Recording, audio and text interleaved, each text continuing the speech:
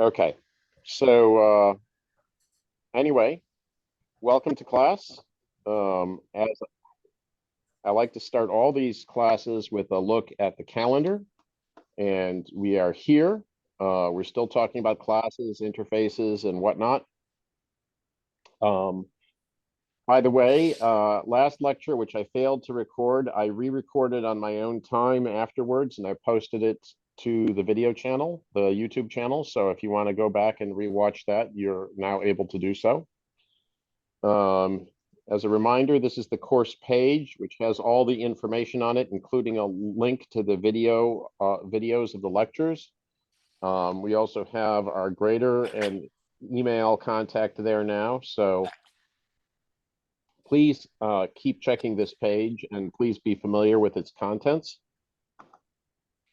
All right, so let's go to the slides. This is where we left off last time, unless I remember incorrectly. So we were talking about how to build how to use the string builder method inside a toString. And basically it's pretty easy, right? You instantiate it with a constructor call, new string builder. Then you call append with any number of things that you want to do. And then you hit say return.toString, sb.toString at the end. So it's pretty much that easy. Any questions? Okay. So now I have something that will break your heads. It breaks almost everybody's heads. And that is called an anonymous inner class. An anonymous inner class is where we subclass and instantiate all in one go. So what happens is there is a type which you should be familiar with in Java called runnable. And runnable has a single method on it, public void run. And what we're doing in this, and it's an interface, so you can't instantiate it because it's an interface. But in this case, what we're doing is we're creating a variable called runnable, R, and we're saying new runnable. Now, while I can't instantiate an interface, I can if I implement that interface. And so I'm going to implement it directly. So this parentheses here represents the call to the constructor.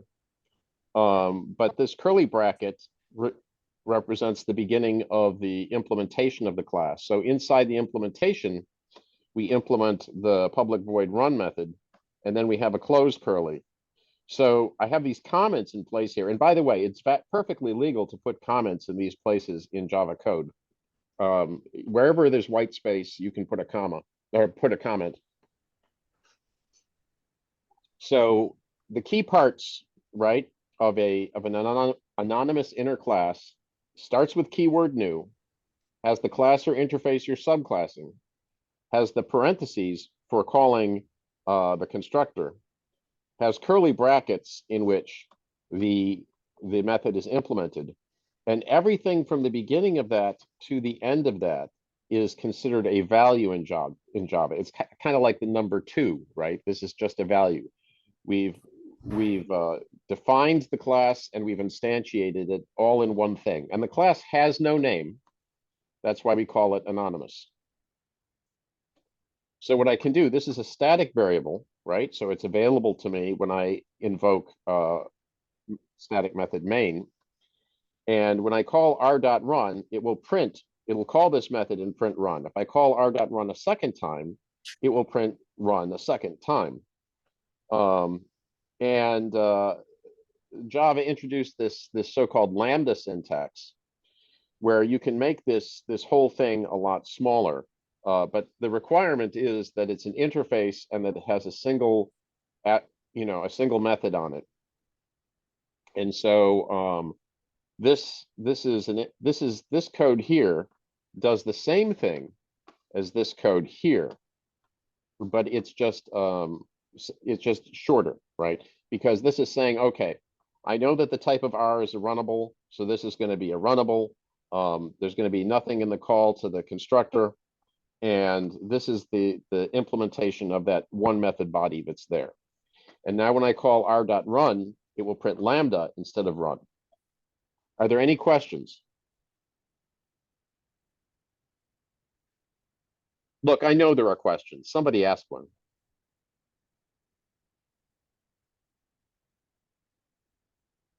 I promise you, if I give you a quiz on this, a lot of you will miss it. Somebody ask a question.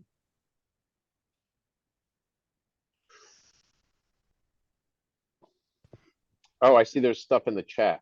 Oh, okay. I can't really see the chat while I'm lecturing. Uh, what's the use for this? Oh, okay. Um, okay, so the use for this is I need just a quick implementation of a method for something like this, right?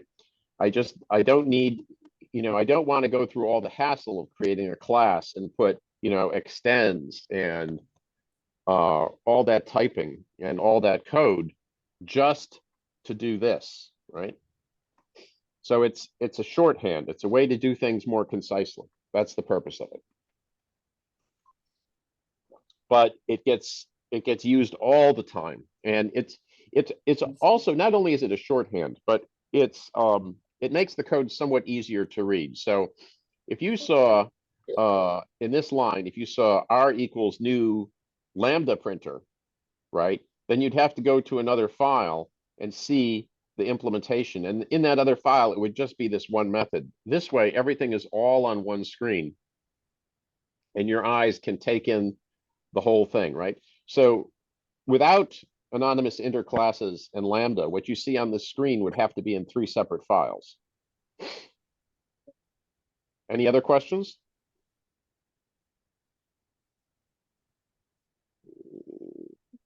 How is r.run defined? So the point is that runnable is an interface. It has a run method on it, right? It's if you wanted to see, if you can look up the interface for it, it's going to say interface runnable, open curly brackets, public void run, and it's just an interface like that. So r.run is defined in the runnable interface, which is part of the standard API of Java. Any other questions? Runnable only works if it's got the same kind of method in it. So like since it has a dot println, that's how it works in the main. No, .println isn't important. What's important is the signature public void run. You can put anything in there, right, with public void run. Does that make sense? So no, so I'm more asking like since in public void run it has the println and then at the very bottom where it has the println for lambda, does that work because the original run statement has println or could that be No, anything? it's nothing to do with that.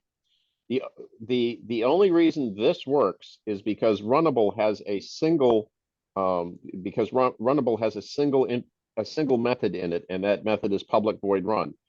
So this is going to expand to that same code. The compiler says, I know what method you're trying to implement here. It's public void run.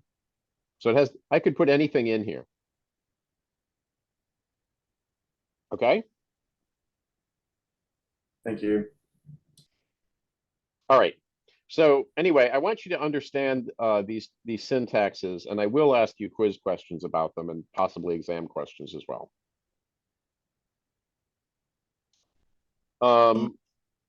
This is going to be just a quickie. We don't do much with this, but I just wanted to show it to you. An abstract class is kind of halfway between a class and an interface, and you put keyword abstract in the name of the class and keyword abstract on any method that you don't intend to implement. And like an interface, these cannot be instantiated directly. You have to subclass them and you have to implement the methods. Any questions? Okay.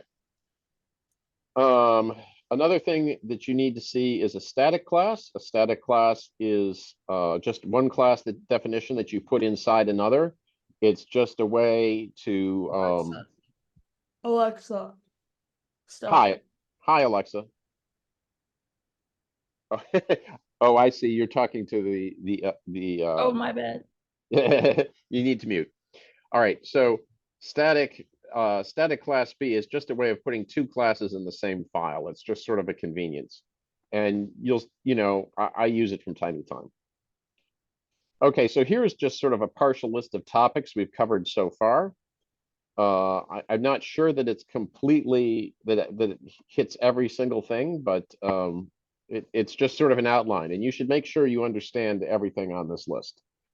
If you can think of anything I forgot to put there, please let me know. Okay.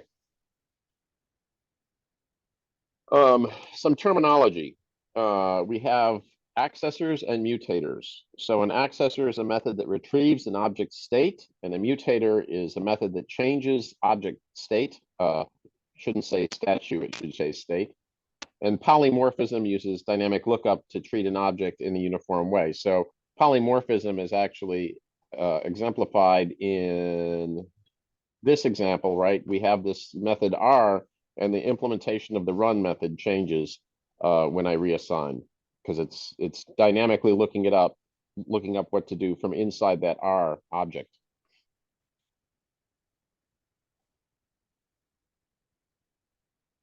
So a topic that I've been that's important to understand in Java is packages. So most classes are put in packages, and packages are really just sort of a namespace. They are kind of like a zip code. So you put this at the top of your source file, and then all classes from a single package need to be in the same directory. So you could say package, it should say my package, not my class, now that I look at it. And you can import a single class like this. You can say import Java util list. So the list class comes from the Java util package. Now, you had some exposure to this already, right? Because you've used lists both in this class and in your class last year. By the way, list is an interface. You cannot instantiate list. Array list, however, is an implementation of that interface, and you can instantiate that. When you import packages, you can import everything inside the util package like this, which is, a magic incantation that you're probably familiar with. Also, there is a special package named java.lang, and java.lang is completely imported by default. So things like system and math and runnable are all in java.lang. Okay, questions?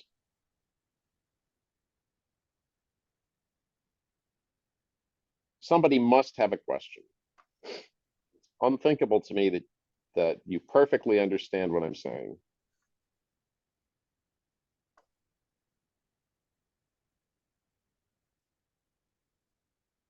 All right, I continue forward.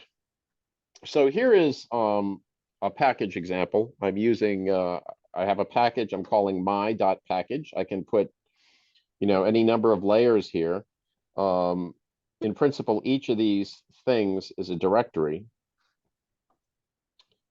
And I'm importing the java.util.list. And I should also import array lists here, but I guess I didn't. Oh, I didn't because I referred to it explicitly. So if you don't import array list, you can still use it. You just have to specify the full long name of it when you go to use it. So that's an option that you have. Also, there's a thing called static import. So it's kind of a nuisance, right? To say math.cos if you want to use the cosine function, and math.pi if you want the value of pi. So you can do this import static, and then you can import a static method or variable like this. Any questions?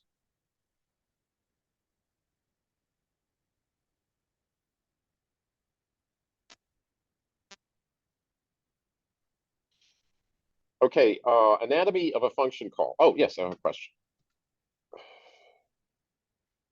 The list has to be in the same class to do that.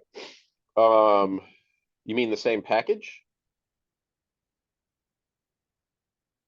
Yeah, the list. So, um,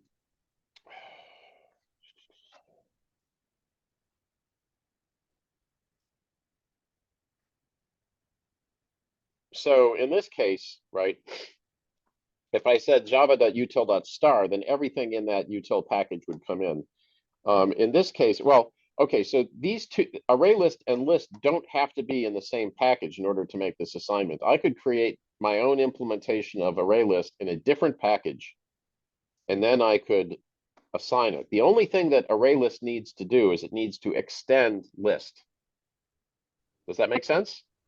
So if it's in a different class or package, you just have to specify, you would have to add to that, like, dot whatever class it's in, Well, then okay. So look, the only reason java.util dot is here is because I didn't import it like I did with list, right? If I had another line up here that said import java.util.array list, then I wouldn't need the java.util dot here. Does that make sense? yes. Okay. And if I want to be able to assign to an interface of type array, a type list, all I need to do is extend that interface. It doesn't matter what package I do it in. Make sense? Yes, it does. Okay. All right. Okay, so anatomy of a function call. So this is something that I base quiz questions on. So when you look at system, right? System, I mean, you should probably memorize what system is. It's a class in java.lang, and it has some important things in it. But system, when you see system, you see a capital name, a capital letter there, so you can probably guess that it's a class name because class names are supposed to start with capital letters. But then you see dot out. Now, dot out, you might wonder, what is that? Okay, well, since it's lowercase, it's probably not a class name. What it is, it turns out, and what you should expect it to be, is a static field inside class system. Now, how do you know it's a field? Well, I have dot out, and I have no parentheses after it, so it's not a method. That leaves a field.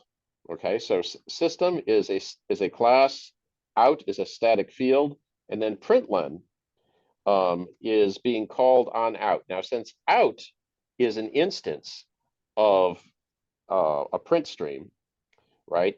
Then println is an instance method. Okay, and the parentheses tell you that it's a method call without doubt. But the fact that it's called here means it's an instance method. Now, if I said system.println hello world, then println would have to be a static method. Okay, does this all make sense? What's the difference between an instance method and a static method? So a static method has keyword static on it, and it can only access static variables, right? And as you recall, static variables are things that are universal, that exist in all the world, as it were. Whereas instance variables, you have like out is a type print stream. You can't tell that from looking at this code, but every print stream has an instance field called println, which can access the instance variables of that instance, right? So it's like imagine you have a class called cat, and it has lick paw, right? Lick paw would have to be an instance method because a specific cat has to lick its own paw. And then afterwards, maybe you have a state of whether a paw is licked or not. Whereas number of cats, right, could be static because that's something that, exists independently of any individual cat. Does that all make sense? Yeah, that makes sense. Thank you. All right. Okay, so I'm going to give you questions where I'll give you a piece of code like this. I'm going to say, what are all the individual pieces of it? And you'll have to apply this logic and answer. Here's another example. Okay, so java.lang.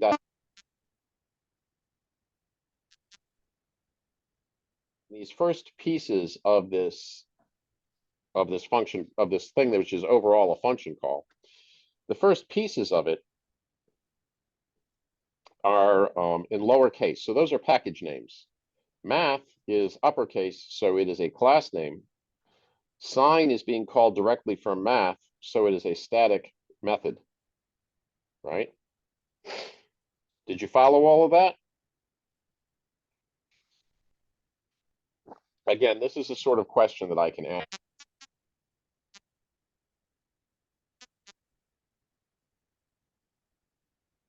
Okay.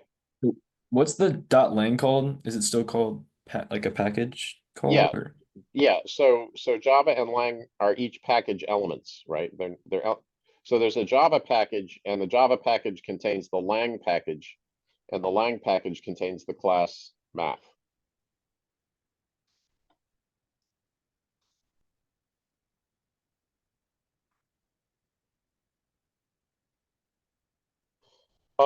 It's technically not required, but internally Java follows that standard. So even though it isn't required, for the purpose of answering these types of questions, you can rely on it. I guarantee you, though, that when I come around to see labs, there will be students who create classes with lowercase names and functions with uppercase names. But you really shouldn't, right? It makes it harder to follow what you're doing. Any other questions?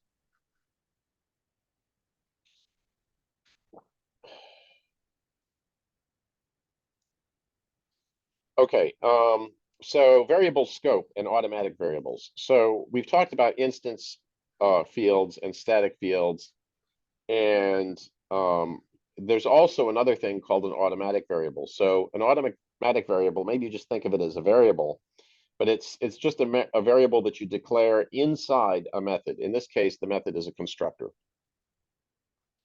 So I've got a static int, I've got an int y, I've got an int, and I've got an int x. Now, the funny thing about this x, right, is it blocks the static field. So if I were to go do a println of x at this point here, I would get a 2 and not a 3, because this x is going to shadow that x. And then if I open a block, right, which is the thing I can do, I just open curly brackets. If I open a block inside a method and I declare x again, this x overshadows this x, and this x shadows this x. And so these actually hide it. This is a common problem I see in student codes. They have something like a static int or an int x here, and then they have a constructor and they say int x equal whatever, and they think they're setting this field, but because they put keyword int there, they're actually declaring a new variable. Now, on this last line, when I say y equal 9, I am actually setting this y. The problem is, I mean, the reason is because I didn't put int in front of it. If I put int in front of that y, I would not be setting this y, I would be creating a new y and setting it. All right, this is as I say, this is a common point of confusion, and I know some of you are going to mess this up. Are there any questions?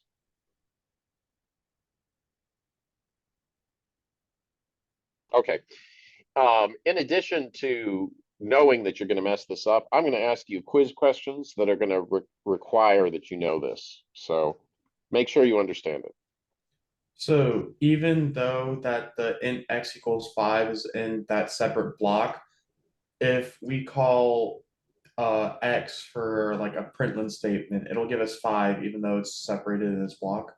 Yep. If I call it inside the curly brackets, right? If I call a print statement inside these curly brackets, I'm going to get the 5. If I call it here, outside of this curly brackets, I'm going to get the 2. Thank you. But So go ahead.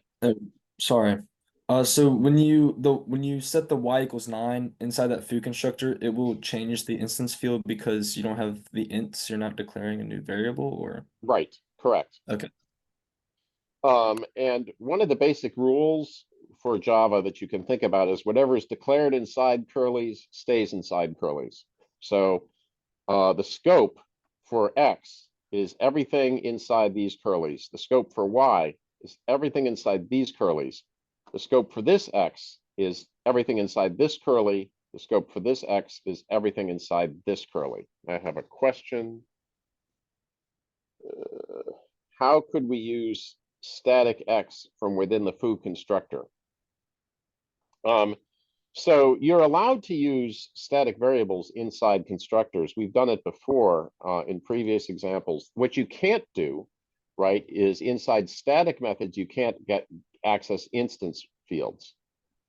Okay, so from an instance, you can access a static. So again, think about this. Think about the way this works, right?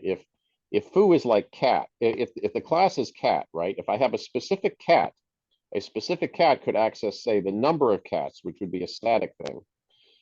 But if I'm in a static method where I'm not in any particular cat, I can't ask, what the cat's fur color is, because that would be an instance.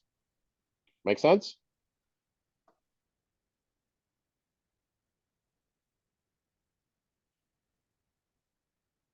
Good.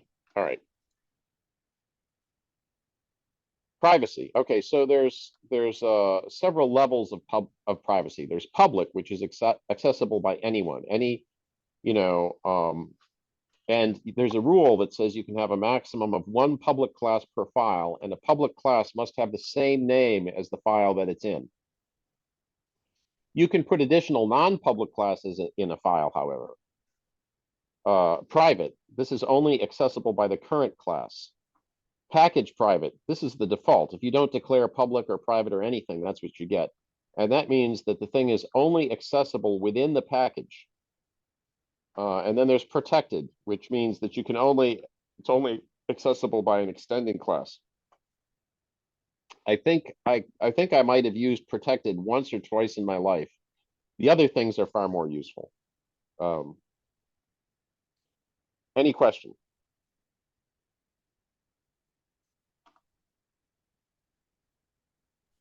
So if protected isn't used that often, what like specific instances would it be incredibly useful for?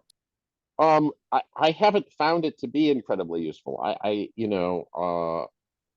actually don't know that I've ever had a legitimate need for it. But this is going to be the case with some language features, right? You're going to use some of them more than others. Abstract class, for example, as I showed it to you, but I very rarely used it. But this one, protected, is probably the one I found the least use for.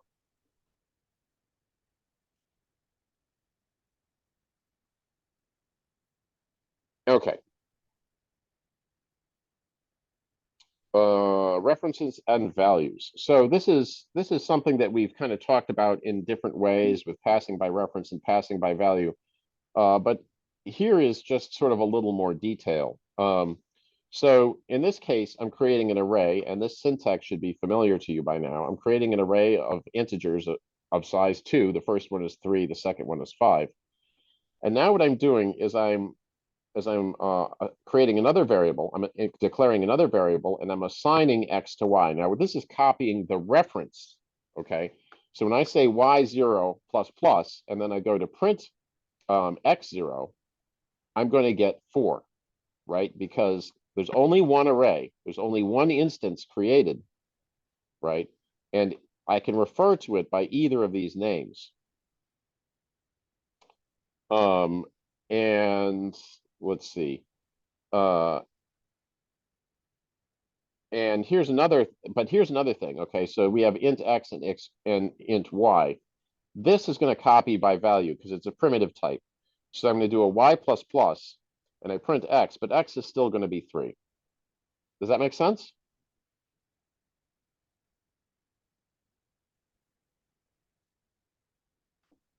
I see no questions. Okay, here's another example, and this one is kind of confusing in a way. So what happens is I have a variable string, hello, and I have another string y, and I say y plus equal world.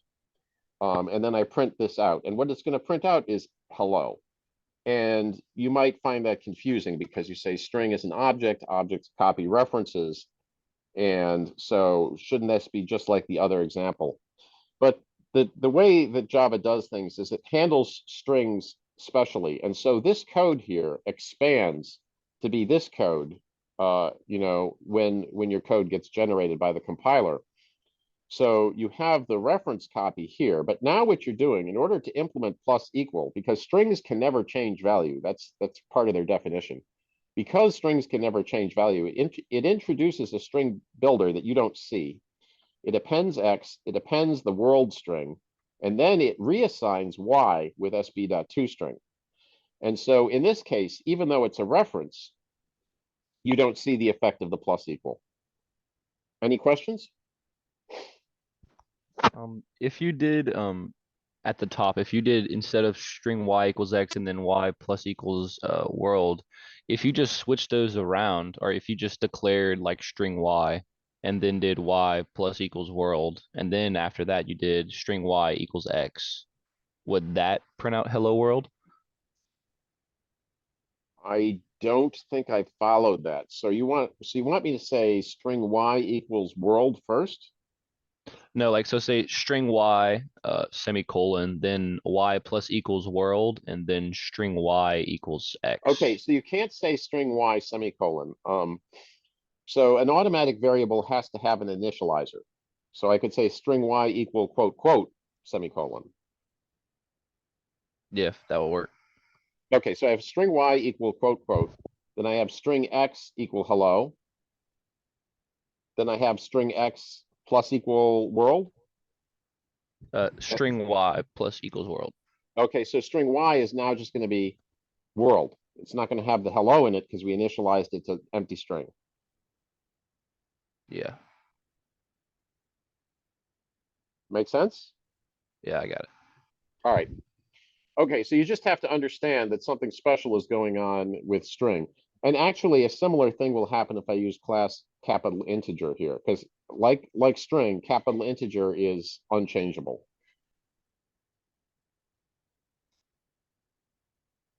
Okay.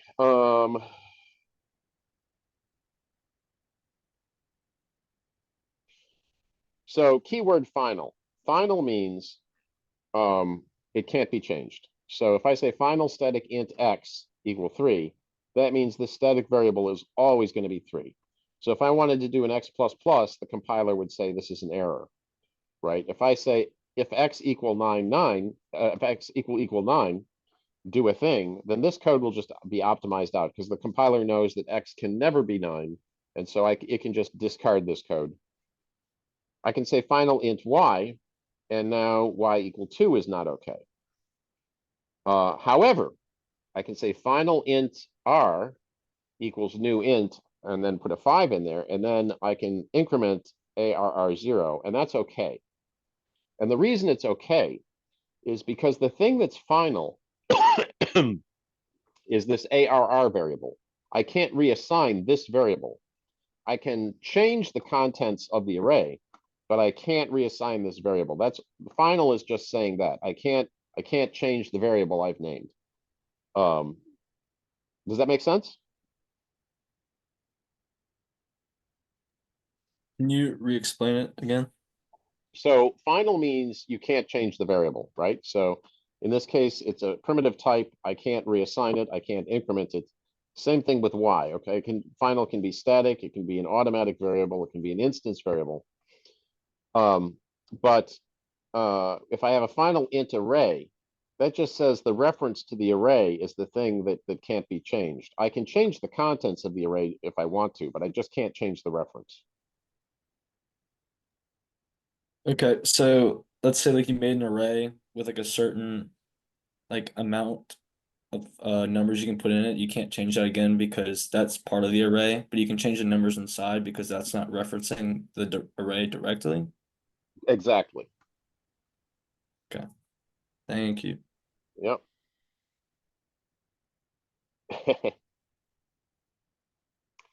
All right. So one of the things we do in this class, oh, I got another question.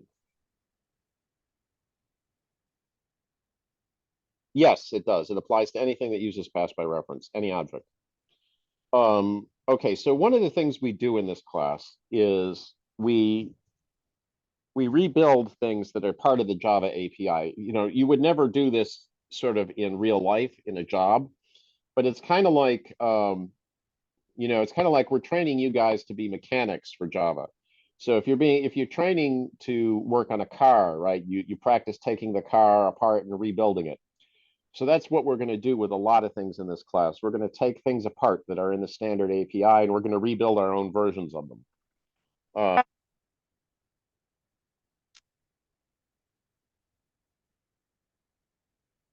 going to create public class stir, and stir is just an abbreviation for string. And I'm going to make this class immutable. I'm going to make it so it's impossible for anybody to change it. So I'm going to take my data here, private char data, char array data, and because it's private, I know that no other class is going to get in there and change it on me. In my constructor, I'm going to set it to an empty array. If I use an empty constructor, it gets an empty stir. Okay, if somebody passes a char array in, then I'm going to create a copy of that character array. First, I'm going to create, you know, a character array of the right length, and then I'll copy each individual character in. Why do I do this? Why do I copy it? Why don't I just say data equal in dot data? Or I'm sorry, why don't I say data equals in? Sorry, why don't I just say that? Why did I go through the effort of copying it? Anyone?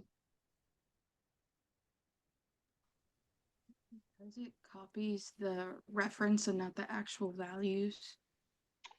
Yeah, that would copy the reference and not the actual values. And why would that be a problem?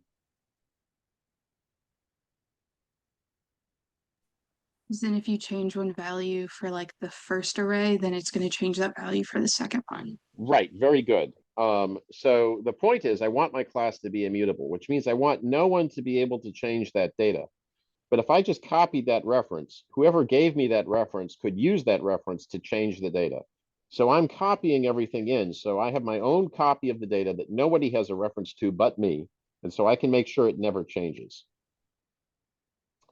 Okay, now I have another constructor, and I have stir, and this time I'm creating a string from another string. And I'm just going to say s of data equal s dot data. And why don't I need to copy this?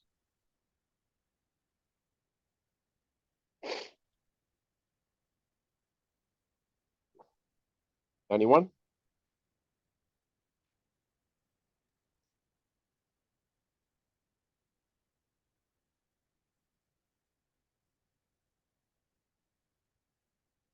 Okay. Is it because it's still using the copied version that you made Yeah, up previously? that's right. This is still using a copied version. I know that my class stir has a private copy of its data and that doesn't have any methods that will modify that data.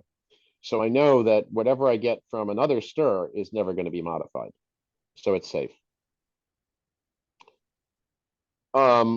So now I implement these two methods that are familiar from string. So string has a char at int n method, and that returns data of n, right? The nth data element. And then I've got a length method that returns data.length. And so with this, I've got a sort of a minimal implementation of class string, and it'll work mostly the same way. Any questions? Okay, and this is kind of nice because it ties together the concepts of reference and value and privacy. Here's another string implementation. And this time, instead of doing a char array, I did a list of character data. Okay, and everything is the same, really. I have, you know, a new array list that I use to initialize the data. I have the same constructor with a char array, and I'm just going to copy each of the characters in. And I'm gonna have a stir2 that just copies the reference. I'm gonna have a char at. Now this one has to work differently, right? Because it doesn't have a character array inside, it has an array list, it has to use get. And because, again, because it has a list inside it, it needs to use the size method to get the length. But this works the same way. So the point is of this, it does exactly the same thing as stir. And anybody using stir2 and stir would not be able to tell the difference between these classes without looking at the source code, because all the methods expose the same behavior. And this is one of the great features of object orientation, right? So so a stir is not a wrapper around a char array. I mean, it could be, but it could be implemented.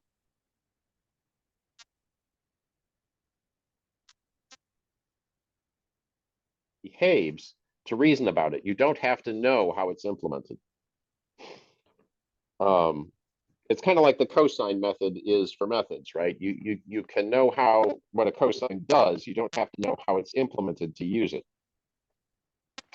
And the point is, these things can be implemented any number of ways, and you shouldn't imagine that you know how they are if you don't actually look at the source code.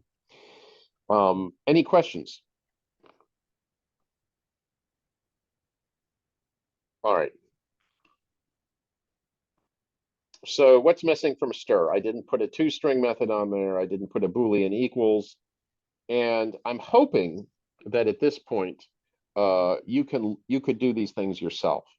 And I'm going to suggest, I don't assign homework, but I suggest that you try that. And if you have problems, please come to me. All right.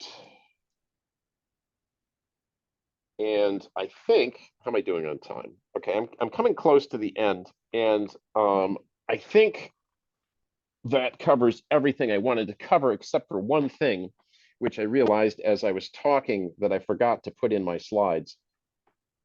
So I'm going to switch to the command line and just do a little, magic. So, and I will update the slides for this.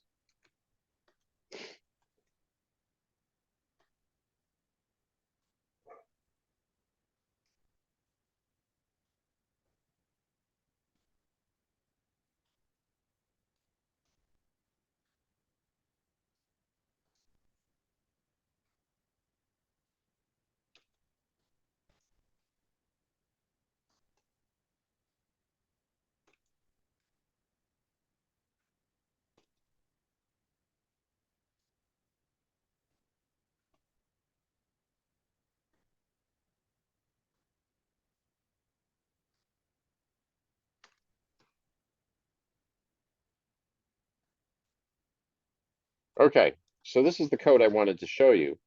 And one of the values of an anonymous inner class, and this is an example of an anonymous inner class, is that it can capture variables from the surrounding context. Now, those variables have to either be final or they have to be instance variables called from an instance, or they have to be static variables. So let's just sort of take this one by one. So if I take this class and I compile it, right?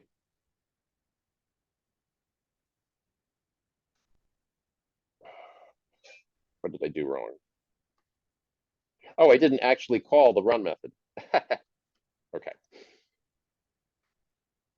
So this is actually a good quiz question, this mistake I just made. So I assigned this runnable value and I have a print statement here, but the print statement doesn't execute until I call r.run. Okay, so I can do that.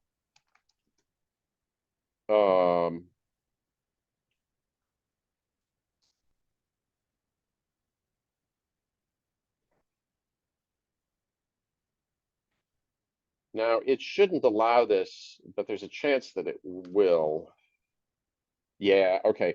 So this is supposed to be final, but Java sometimes figures out if it could effectively be final. So I'm going to try this. That should break it. Yeah, okay. So I can't get a non-final variable from inside a lambda function. To be able to use it inside a lambda function, it has to be final in some way. Another possibility, right? Static int z equal 10.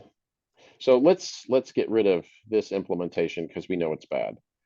So now, and I'm going to use the other runnable, the other syntax this time. And it has the same property.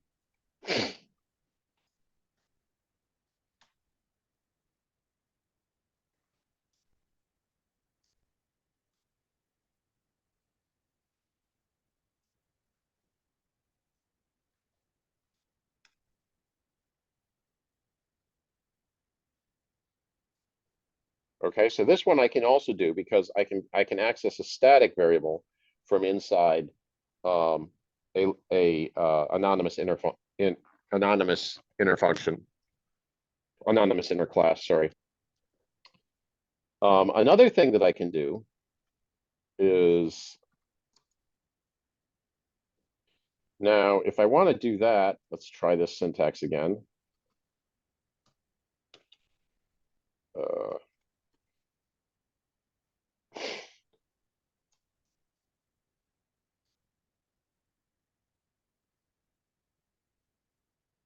Now, this is going to fail. And the reason it fails is because Q is an instance variable and I'm in a static context. So that's not allowed. But I could say, I could make just a foo method here, and now I could copy this, right? I can do that. But if I want to call that one, I have to say anon a equal new anon a dot foo.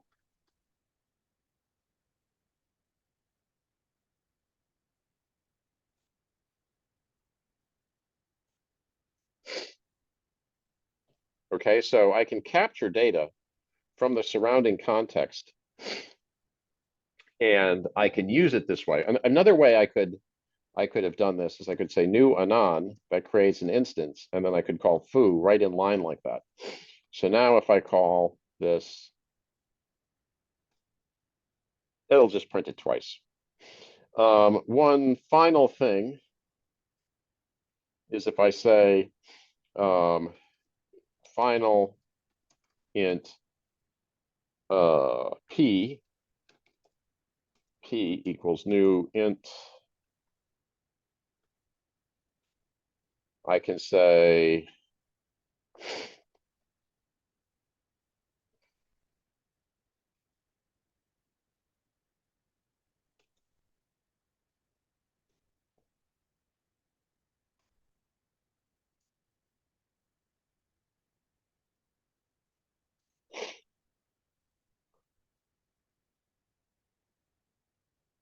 now, because the p is a final reference, I can use it. And so I can use like an array of size 1, a final array of size 1 to create a local variable that I can access inside an anonymous inner class. So I'm going to add this code to my slides. Any questions about this code? Can you re-explain what runnable actually is? Like, is it an object or? Runnable is an interface. It's an interface in java.lang, and all it has on it is a single method java.lang.run. Okay, hold on.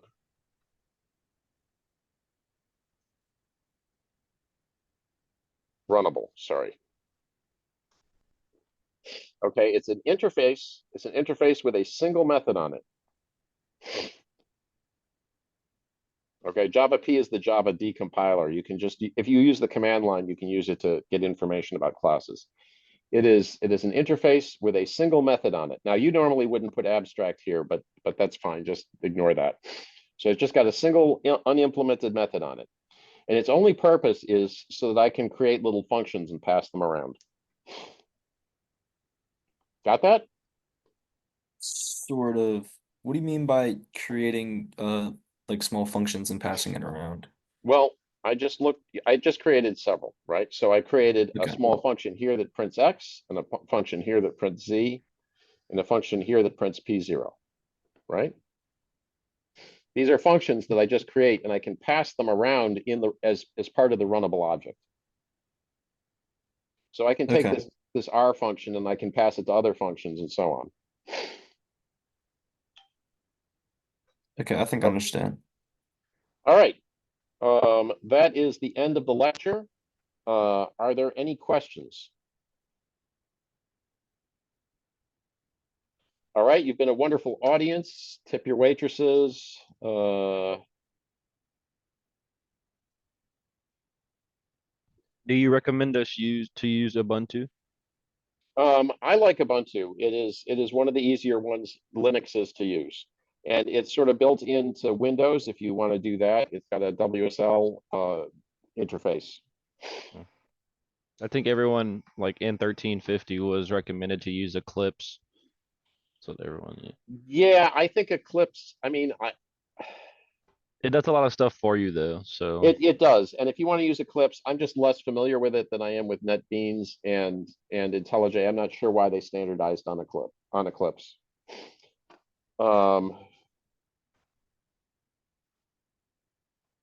Yeah, IntelliJ is great. If you can turn off the AI feature, that might help you out because it'll force you to use your brain more. All right. We'll pick up with more questions, maybe this one here as well on the next lecture. I'll see you all later.